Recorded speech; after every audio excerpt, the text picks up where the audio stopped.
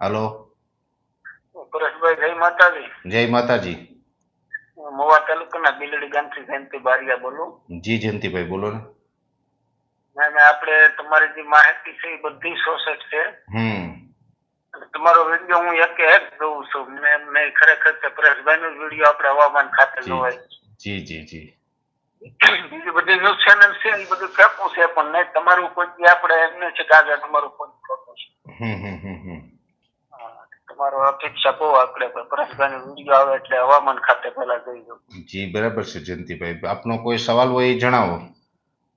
સવાલ તો બસ કે હવે આમ માહિતી આવી ગયેલી છે.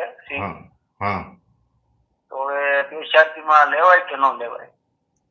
જો 28 થી 2 તારીખ વચ્ચે એક વરસાદનો રાઉન્ડ આવશે એટલે એ પ્રમાણે આયોજન કરીને તમે નક્કી કરજો. જો તો મગફળીમાં શું થાય કે ખરેખર તો મગફળીમાં તમારી જે ખેતરમાં મગફળી ઉભીનું ડિસિઝન તમે એટલા માટે લઈ શકશો કે મગફળીની ખબર તમને હશે કે ભાઈ આ ઉભે એમ છે, કેમ કે મગફળીનો ઘણી વખત આપણે કાઢવાનો સમય દિવસોના પ્રમાણે પૂરો થઈ ગયો હોય, પણ આપણી જમીનને એ પ્રકારે હોય કે કદાચ 15 દી ઊભી રાખવી એમ હોય તો રાખી શકાય એવું હોય. મગફળીની કેવી કન્ડિશન છે એના ઉપર તમારે ડિસિઝન લેવું પડે. બરાબર?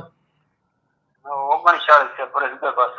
હા, તો 39 હોય તો ઉગવાનો પ્રશ્ન થાય ને પાછો. હા, એમ ઉગવાનો પ્રશ્ન થાય એટલે મેં હા, કીધું પણ જો 28 થી 2 તારીખ વચ્ચે વરસાદનો રાઉન્ડ આવે એમ શક્યતા છે એટલે એ પ્રમાણે તમે કામનું આયોજન કરી લેજો.